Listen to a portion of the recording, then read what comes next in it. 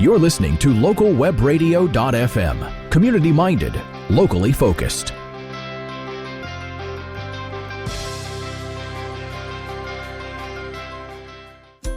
Welcome to the Healthy Smiles Oral Health Show with Dr. Norm Ickert, brought to you by Ickert Dental Implant Centre, where they are committed to providing you with the very best in modern and advanced dentistry. Now, here's your host. Hello, Nick Jaworski here, and I am your host today, and I am here with Dr. Norm Ickert, Director of Ickert Dental Implant Centre, and today we'll be talking about the treatment options available to patients immediately following tooth extraction. We will be discussing the gum and bone factors for determining the treatment plan, the extraction area and placement of implants, and how to ensure the final outcome is optimal. Now, before Dr. Ickert joins us, just a reminder that if you have any questions or require assistance, you can call Dr. Ickert's office at 604-881-1381. That's 604-881-1381. Dr. Ickert, it is great to be talking with you today. Thanks, Nick. I always enjoy talking with you and looking forward to this session. Okay, so last time we learned that there's going to be some portion of bone that we're going to lose no matter what following a tooth extraction. Are there specific treatment options available that can help prevent or minimize this process? Well, the simple answer is no. However, there are things that can be done to minimize the amount of horizontal and vertical loss of this bone. But to be brutally honest, if you didn't do anything, you would lose about 60% of the horizontal volume of that socket and about 20% of the vertical socket. So it does shrink significantly. Well, and how long does this sort of shrinking process take? The science tells us that it takes about 6 months in total, but the majority of the resorption or the loss of the bone happens well within the first 2 to 3 months. Oh, okay. Ultimately, when we take a tooth out, the goal is always to have enough bone remaining to allow the placement of the implant. I mean, that would be ideal. Mm-hmm. And if we're in the so-called aesthetic zone, which is usually in the front of the mouth where you can see it, it is really important that we have enough bone and gum to ensure that the final restoration, which is the crown, actually looks like a tooth. It needs to look natural, but if you don't have enough volume of the hard and soft underlying tissue, that tooth will never really look natural. It looks more like it's just pasted onto the gums rather than actually emerging out of the gums, and it just looks like a very bad orthodontic retainer or a very bad partial denture. And so when we understand the physiology of this so-called extraction, that helps us make good decisions so that we get an outcome that our patients are going to be satisfied with. So what are some of the factors that can affect the amount of the shape of the socket following the removal of a tooth?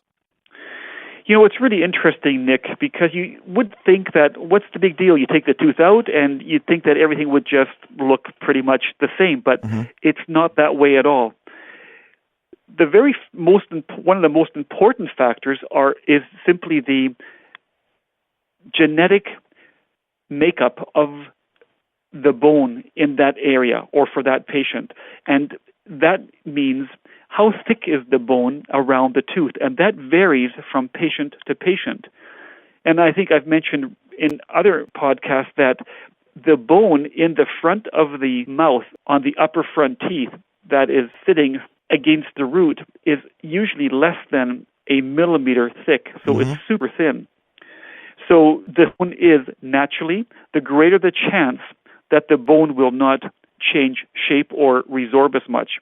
The other thing that's interesting is that it depends on the number of teeth that are removed at that time. So if you're taking out more than just one tooth, or especially if you're taking out teeth that are adjacent to each other, in other words, side by side, you will get a significantly greater amount of bone loss.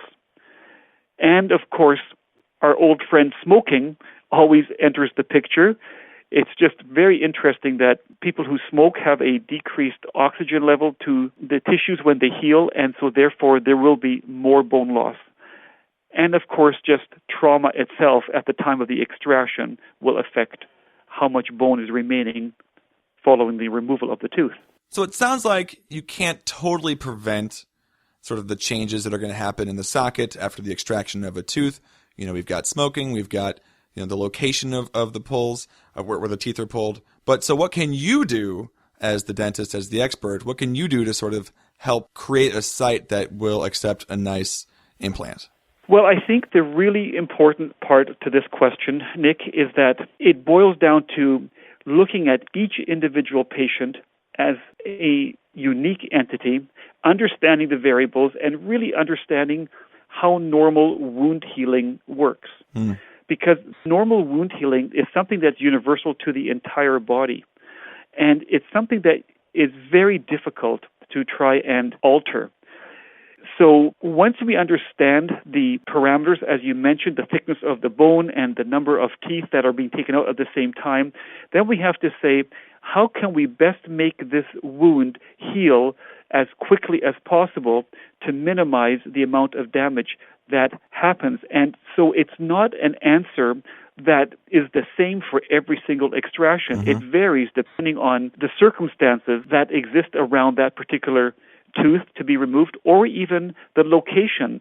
For example, a tooth in the back of the mouth may not need as much treatment to manage the change of the shape of the socket as would a front tooth, because, of course, in the back of the mouth, aesthetics aren't really the driving force as they would be in the front.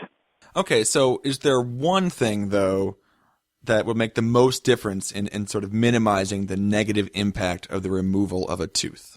Yes, the science is very, very clear about this, that the most important thing that we can do to help minimize the destruction to this site is the manner in which the tooth is removed. In other words, the less trauma to the hard and soft tissue at the time of the removal of the tooth, the less bone that is removed at this time, the greater the chance that the socket will not collapse to the same degree.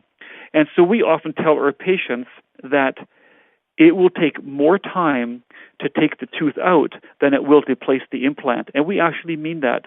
We just have to be patient. We have to use very, very gentle, what we call minimally invasive techniques to remove this tooth in such a way that it's not destructive. Now, of course, we can put various materials into the socket, ranging all the way from cellulose to collagen to certain bone substitution materials that come either from another human being or from a cow or a synthetic. And these help at some degree to mitigate the collapse, but they will never, ever prevent the collapse entirely. Okay, so we have to take a quick break, but we'll be right back with Dr. Norm Ickert from the Ickert Dental Implant Centre.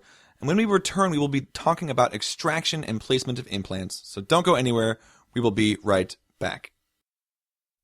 More Healthy Smiles with Dr. Norm Ickert from Ickert Dental Implant Centre after this.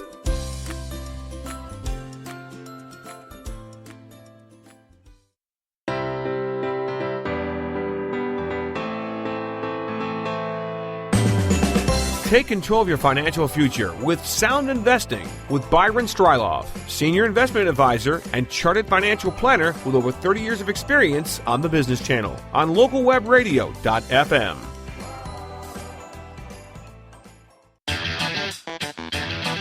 Shopping for the lowest mortgage rate? Looking to refinance? Catch the Mortgage Newscast with Jared Dreyer on the Business Channel on localwebradio.fm.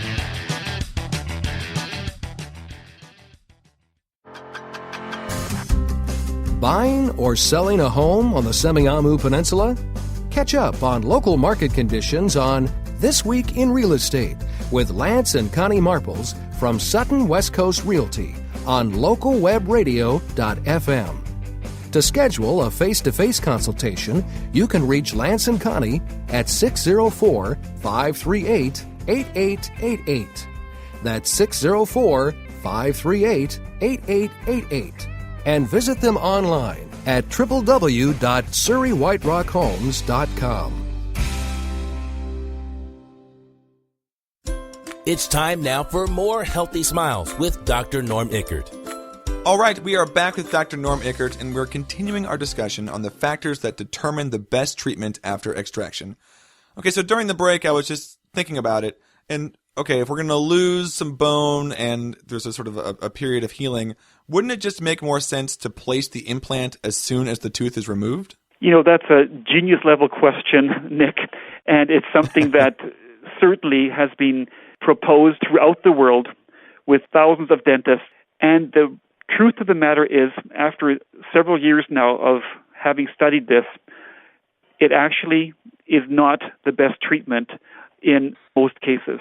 You see, intuitively, it makes sense. However, biologically, it makes absolutely no difference.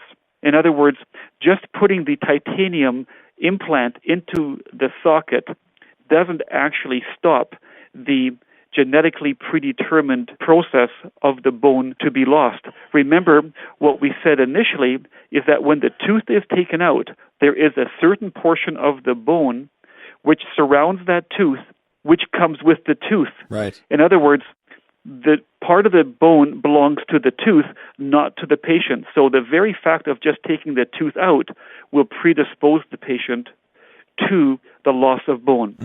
So putting the implant in doesn't take away that risk whatsoever. So that can be a very risky situation, because what we often hear, even in the media and with marketing hype, is that we can put teeth in a day or teeth in an hour and just come on in and we can take your tooth out and we can put the implant in and we put a tooth on top. And it sounds very appealing. And of course it can be done. It's not a matter of the implant not being able to be placed.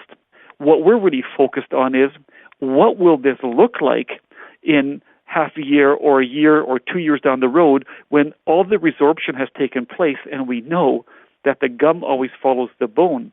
So if we already know that the bone is going to be lost, we also then know that the gum will follow the bone and it will create a very unsightly aesthetic appearance, especially if it's in the front of the mouth. And not only that, it will leave soft tissue up against the threads of the implant.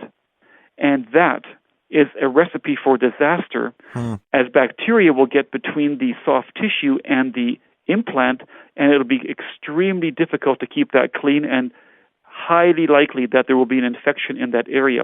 So immediate implants sound really enticing, but the reality is it happens only to roughly 10% of our patients, because only roughly 10% have the thick bone that we're looking for that will prevent this resorption. So like we said at the beginning, if you've got the thick bone genetically, you've got a chance to have the implant placed immediately.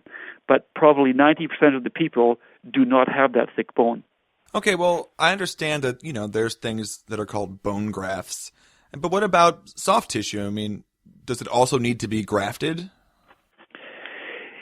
Yes, if we can just try in our mind's eye to visualize what happens. We put the implant in. We know the bone's going to shrink a little bit. If the bone shrinks, that means the gum's going to follow, and now we're going to end up with less volume of soft tissue in that area. And so we're going to have what we call a concavity or an aesthetic defect. So the soft tissue isn't done for the sake of helping with the implant.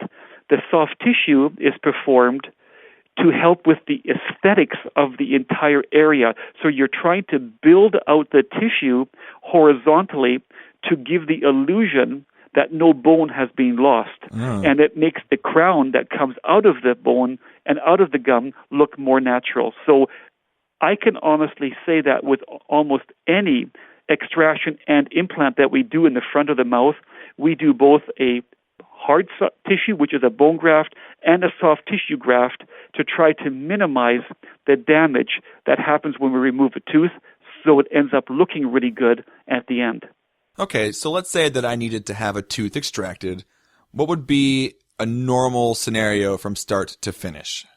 If you had that situation, the first thing I would say to you is that I cannot give you any guarantees before I see what the extraction looks like. In other words, when you come in for your consultation, I can't tell you for sure that this is going to be an